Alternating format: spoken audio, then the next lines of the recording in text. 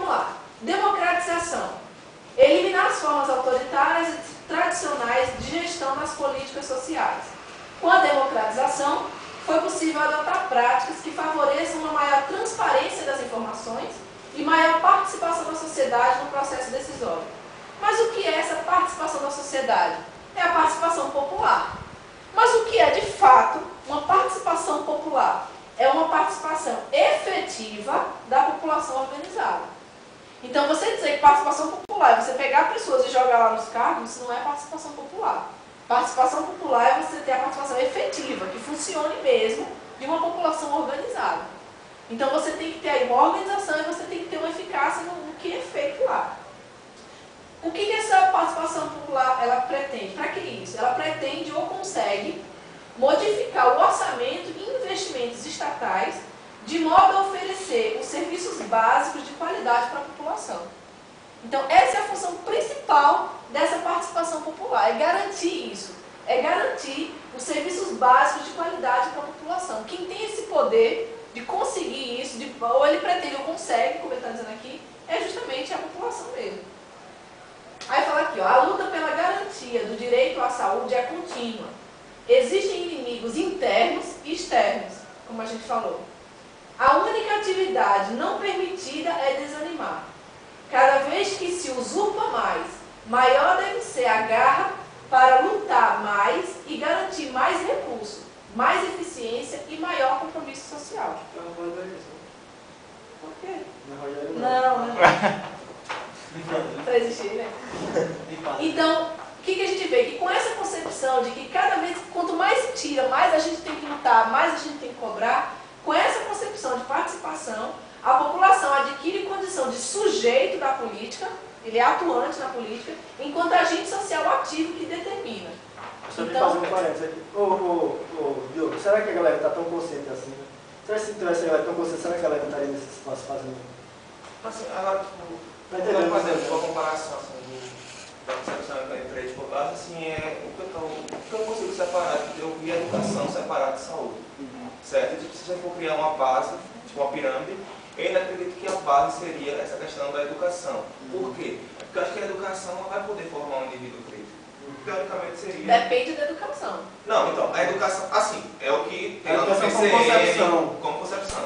Teoricamente, se ela não for de reprodução. Porque, assim, a educação que a gente tem, que é o que a gente estava comentando lá no CEDES, é aquela educação de que quando você questiona, te mandam calar a boca.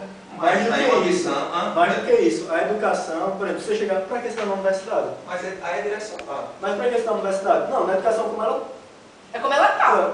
Para que você está na universidade? Eu estou no mercado de trabalho, eu quero trabalhar. Mas a educação, a função da educação é você trabalhar, entendeu? É o quê? É uma fábrica agora.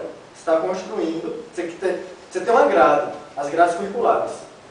Aí cada grade dessa vai formar um tipo de produto, onde vai trabalhar na sociedade. Será que é essa a função? Não, mas a gente vai formar um cara consciente, mas para ele trabalhar. Se ele não for para trabalhar, não funciona, entendeu? É assim, eu concordo com você, mas só que eu gosto nessa questão da pirâmide, eu vejo uma fatia, uma pizza. E aí tem educação, saúde, tem coisa... Não como saúde englobando tudo, certo? Eu tenho uma visão de mais separada. Não é porque está englobando nada, porque assim, está interligado, entendeu? É como se você costurasse. Dissesse, rapaz, é impossível você ter saúde se não tiver educação.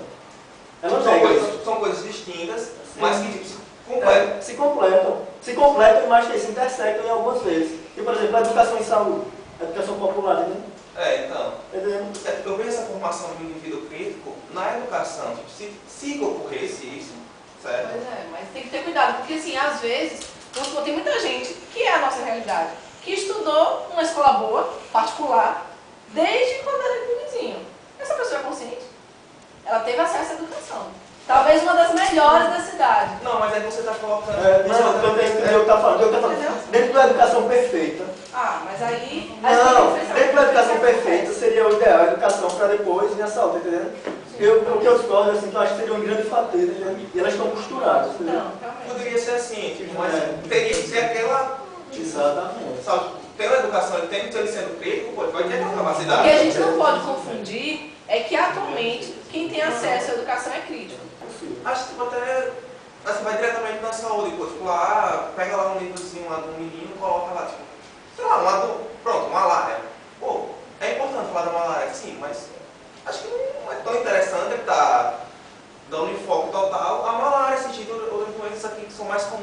realidade dele, certo? Tipo, contextualizar. Se fosse contextualizado para dar um significado, ele sabia, pô, ou agora eu posso me importar, que a cadeira da minha escola está quebrada.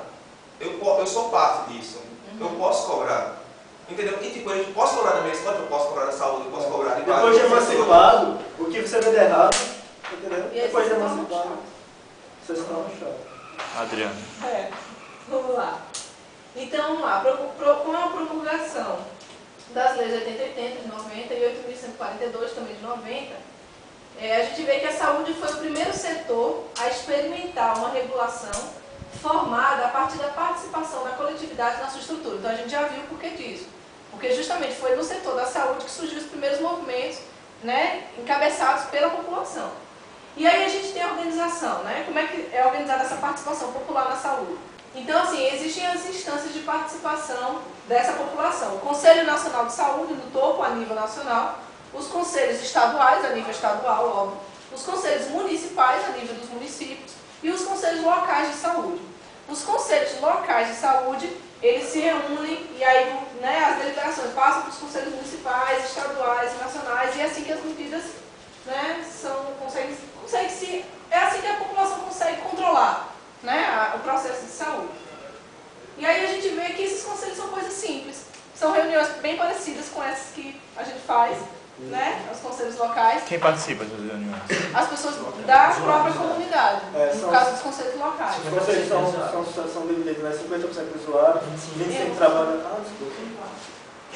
Não, mas é para a população que organiza ou tipo ela que participa assim dos conselhos? Eles são eleitos. São eleitos por eles mesmos? Isso. E aí eles estão representando a população. Então a participação popular, ela busca instituir na gestão do SUS o realismo, transparência, o comprometimento coletivo e a efetividade dos resultados. Transparência. Galera, essa participação está diretamente relacionada ao grau de educação política e de organização da própria sociedade civil, que é até um pouco do que o Diogo falou, a questão da educação política, né? Então tudo isso está muito relacionado. Mesmo que nos textos legais esteja garantida a participação da população, denominada controle social, através da integração em órgãos colegiados deliberativos, como os conselhos de saúde ou de outros espaços institucionalizados, como as conferências de saúde, ainda falta muito para uma prática participativa, eficiente, comprometida e isenta. Então a gente precisa ter isso em mente. Então, assim, os fóruns de participação popular, falar das conferências de saúde, que você falou, né? As conferências de saúde, elas surgem como instâncias nas quais se abre espaço para que a participação social ocorra na formulação de políticas. Então, onde é que vão ser formuladas políticas de saúde? Nas conferências de saúde. Já os conselhos de saúde, eles têm a função de formular estratégias e... Bom, então, as conferências de saúde, elas devem se reunir a cada 4 anos, nos níveis local, regional e nacional, devem avaliar e propor as readequações na política de saúde. Sua composição envolve diferentes representações sociais, devem sempre ser realizadas pelos 3 níveis de governo.